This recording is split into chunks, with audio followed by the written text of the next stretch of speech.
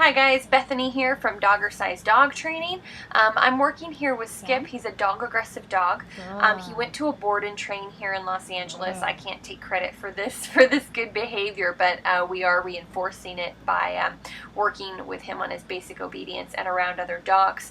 He went to the Good Dog, which is in Los Angeles, or in North Hollywood more specifically, for 2 weeks, and he came out like this, and you're going to see some videos of him later with other dogs. Now he started off on prong and then transferred over to e-collars.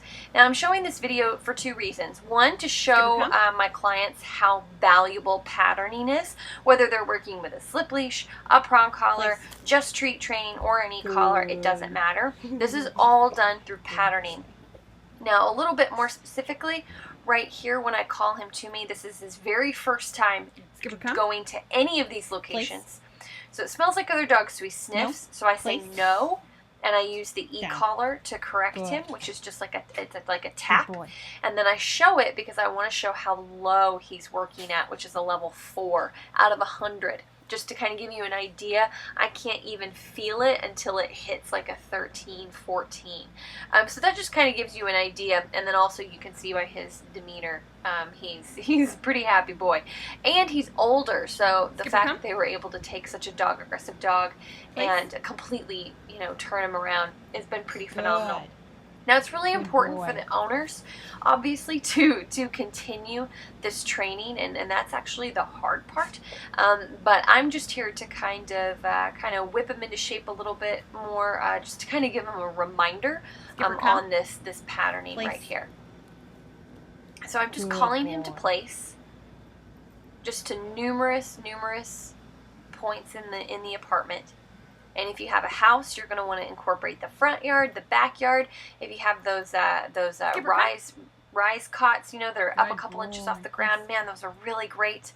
If not, just get some old kitchen mats or rugs, or even if they're just the feet rugs, use that. Now that time was a little bit higher. That was a level 7. Because he was consistently kind of challenging me the more we did it. And that's what's so great about this, is that this is pretty boring stuff. It's calm state of mind training. I've sped this up right here so it's not too boring. But as you can see, he's not super hyped up, because I don't want him hyped up, because I'm going to involve dogs, which he normally goes after. So that's why this is so valuable. But what will happen is they'll get bored and they'll start to challenge you. Even though they know what it is, they will start to challenge you. So that's why we do this over and over and over again, because it's leadership. If I can't get him to simply do this over and over again for 15 minutes, how would I ever stop him from attacking another dog? I can't. So that's why these little leadership moments are really important. And this is my first time working with him on an e-collar, so I'm trying to feel him out, see what his working levels are, and as you can see, they are extremely low. So that's what this is, over and over and over again. Then when I feel like he's bored to death and definitely a calm state of mind, that's when I'm going to start to incorporate some other dogs in the mix, when I feel like I've got a good handle on him and he's not challenging me anymore on this basic stuff. Because, if your dog is challenging you on this basic little stuff, I mean, there's no way you're going to be able to do something like this if your dog is really, truly dog aggressive. Now, I don't know if you can see his eyebrows twitching, but he's definitely looking over, but he's not putting himself, in a position to smell or be really social. But that's fine. This is a dog that could not be around other dogs, and he's actually had a problem with that large German Shepherd before. Here's a puppy. He was definitely not thrilled about the puppy, so he doesn't try to engage at all. And that's okay. That's kind of avoidance is one of the levels that you go through. Now, if he was around this puppy on a regular basis, he would definitely relax more and more and more, which is the point. You don't give up when you're going through the avoidance stage, but you absolutely want to work through it. But I'm not going to force him to be social. That's what's going to create a problem. If I just teach him to just sit and chill and relax, and I'm able to pet another dog and pet him, I mean, that is huge for this guy. right here, this was something that's I've never been able to do this with Happy around him before the board and train and the e-collar training, which is let her play, or any dog play for that matter, around him.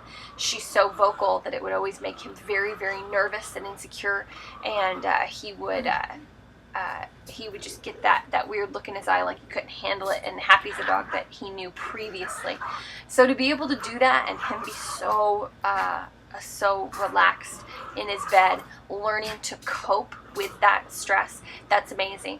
Now, I'm not saying overwhelm your dogs. I absolutely do not want you to overwhelm your dogs with stress. You need to understand that this dog has been through weeks of work, a couple weeks at a board and train, and then also several weeks working at home with another new dog, which was why he went in the first place, a big Labrador.